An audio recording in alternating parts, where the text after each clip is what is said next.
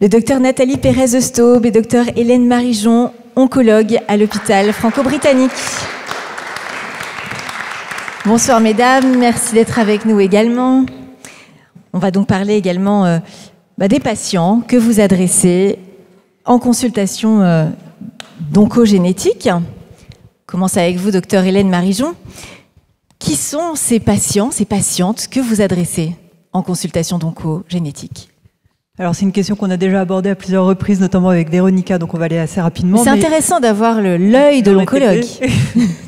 On va adresser préférentiellement les patientes jeunes, donc moins de 40 ans, les patientes qui ont des antécédents personnels de cancer du sein ou de cancer de l'ovaire, qui ont une histoire familiale de cancer.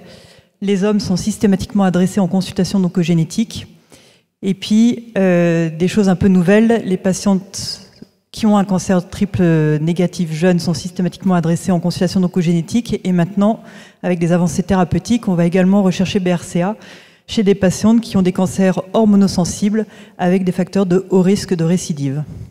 Pourquoi les cancers du sein se développent-ils à un âge plus précoce chez les patientes porteuses d'une mutation de BRCA? C'est une question qu'on se pose. Et elle est pour vous, docteur Nathalie Pérez-Staub. Oui, c'est vrai que depuis le début, on parle de cancer du sein chez les patientes mutées. Et donc, pour comprendre ce qu'on fait en oncologie et ce qu'on dit depuis tout à l'heure, c'est bien de revenir à des basiques. Et en fait, comme vous le savez tous, une cellule qui se divise, elle est tout le temps à très haut risque de mutation. Et donc, en permanence, ce risque-là, il existe, soit à cause de la division cellulaire, soit à cause des facteurs environnementaux que sont le stress, l'alcool, le tabac, les UV, enfin voilà, les radiations, etc. Et heureusement, nos cellules fonctionnent très bien. Elles disposent de plusieurs mécanismes de réparation qui sont archi-performants. Il y en a plusieurs. Un des plus connus, c'est la recombinaison homologue. Et donc, ce qui fait que normalement, ces mécanismes-là, avec des enzymes et des gènes impliqués, qui sont ce qu'on appelle des gènes suppresseurs de tumeurs, qui sont là pour protéger notre génome, font que les mutations sont éliminées et les cellules redeviennent normales. Et en fait, ces enzymes-là et ces gènes-là, dont BRCA1, donc en oncologie, on va beaucoup parler de BRCA parce que c'est là-dessus qu'il y a des implications thérapeutiques importantes. Lorsque ces gènes sont mutés, ces mécanismes de réparation sont altérés et donc ces mutations sont accumulées dans la cellule et le risque de cancer est clairement augmenté. Donc si on reprend le cas de BRCA1, on voit que dans la population générale, pour perdre l'activité de BRCA, il va falloir inactiver les deux allèles qui sont sains initialement.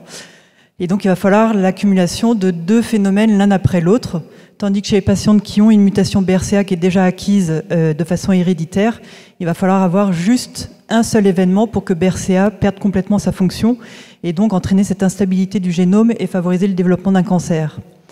L'autre chose, c'est que finalement, les cancers du sein dans la population générale, généralement ne reposent pas que sur une mutation de BRCA, c'est plutôt une accumulation de dysfonctions de multiples gènes. Il faut en fait bien plus que deux phénomènes d'altération génétique pour que le cancer se développe et ça explique qu'on obtient des cancers du sein chez des patients plus âgés dans la population générale que dans les familles porteuses de cette mutation BRCA. Est-ce qu'il y a des traitements spécifiques pour ces patientes, Nathalie Pérez ? Alors oui, bien sûr, c'est tout l'enjeu de dépister ces mutations, en plus d'évaluer les risques d'autres cancers. C'est pour ces patientes-là qui présentent des cancers du sein avec mutation, on sait aujourd'hui qu'il y a des chimiothérapies qui marchent mieux.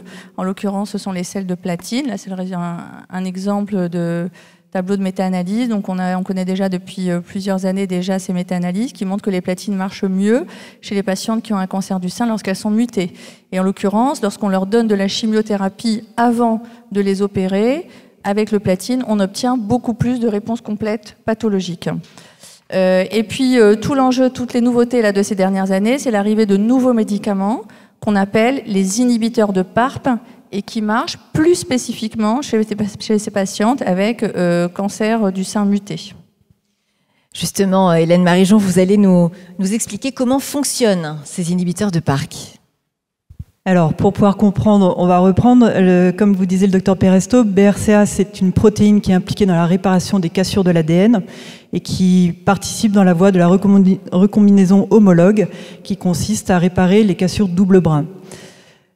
PARP, c'est une autre molécule qui, elle, participe à la réparation des cassures monobrin dans les cellules. Et en fait, quand vous allez traiter une patiente avec un inhibiteur de PARP, vous allez complètement inactiver la réparation des cassures simples brun. Les cassures, au moment de la division, ça va entraîner une accumulation de cassures double brin. Et ces cassures double brin, chez les personnes qui ont une mutation de BRCA, ne vont plus être réparées. Il va y avoir tellement de cassures qui vont s'accumuler que la cellule n'arrive plus à survivre et ça va entraîner une mort cellulaire.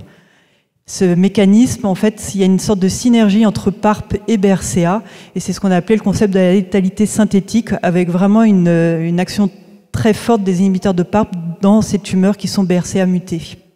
Et alors, en situation métastatique, quelle est l'efficacité de ces nouveaux traitements ? Donc, il existe en fait maintenant depuis plusieurs années plusieurs inhibiteurs de PARP, donc plusieurs médicaments de cette même classe. On a commencé par les utiliser dans le cancer du sein, donc c'est dont on parle aujourd'hui, mais entre parenthèses, on l'utilise aujourd'hui dans d'autres cancers que sont les cancers de l'ovaire, de la prostate, du pancréas.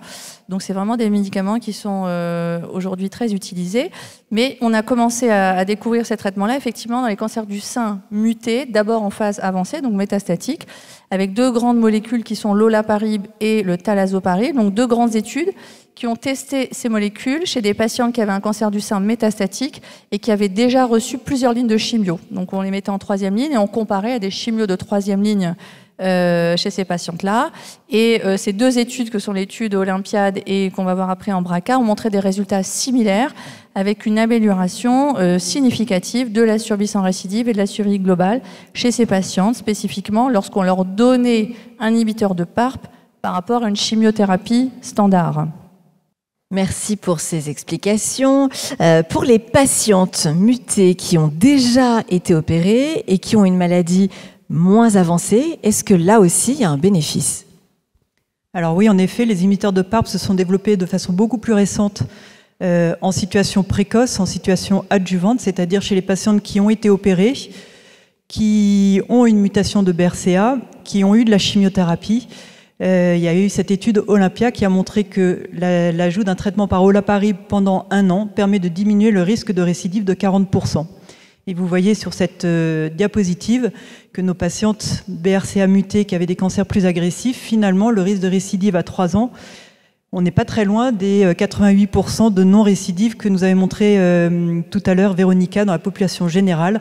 On rejoint maintenant quasiment la même survie et le même taux de guérison que dans la population générale des patientes qui ne sont pas mutées. En pratique, il se prend comment ce traitement, Dr Pérez ? Alors, donc, ces thérapies anticancéreuses sont des traitements qu'on donne par voie orale. Et comme tous les traitements anticancéreux oraux, même si on les prend par voie orale, ils sont pourvoyeurs de beaucoup de toxicité. Donc ça nécessite de les surveiller de près. En l'occurrence, les inhibiteurs de PARP, alors bon, ils se prennent de manière différente selon que c'est l'une ou l'autre des molécules, donc je ne vous mets pas les posologies, mais ils donnent à peu près tous les mêmes effets secondaires. C'est essentiellement des toxicités hématologiques. Ça peut donner beaucoup d'anémie, de baisse de globules, de baisse de plaquettes. On peut être amené parfois à transfuser ces patientes, donc c'est pourvoyeur de fatigue essentiellement. Donc c'est des patients qu'il faut surveiller tout au long de leur traitement. Ça peut aussi donner quelques troubles digestifs, à type de nausées et vomissements. Et puis il y a des rares cas de myélodysplasie et de leucémie qui certes sont rares, mais qui sont très graves et qui nécessitent quand même de surveiller ces patientes-là, notamment maintenant qu'on va les utiliser en phase plus précoce chez des patients qui sont traités de leur cancer du sein, qu'on veut guérir. Et c'est vrai qu'on va attendre de voir un petit peu ce qui se passe au bout de plusieurs années de traitement. Donc on fait attention à ça, parce qu'on n'a pas encore énormément de recul là-dessus. On conclut avec une question très importante. La présence d'une mutation BRCA impacte-t-elle le pronostic des patients ? Alors, on a déjà un petit peu évoqué ça. Les patientes qui ont une mutation de BRCA, elles font plus souvent des cancers qui sont plus agressifs. Par exemple, on a beaucoup plus de cancers triple négatifs avec BRCA1. Il y a des données aussi qui sont plus récentes qui montrent qu'avec les tests génomiques qu'on fait par exemple chez nos patientes pour voir un petit peu si elles sont à risque de récidive plus important ou pas, les patientes qui ont des mutations de BRCA, elles ont souvent des risques, des scores de récurrence beaucoup plus élevés.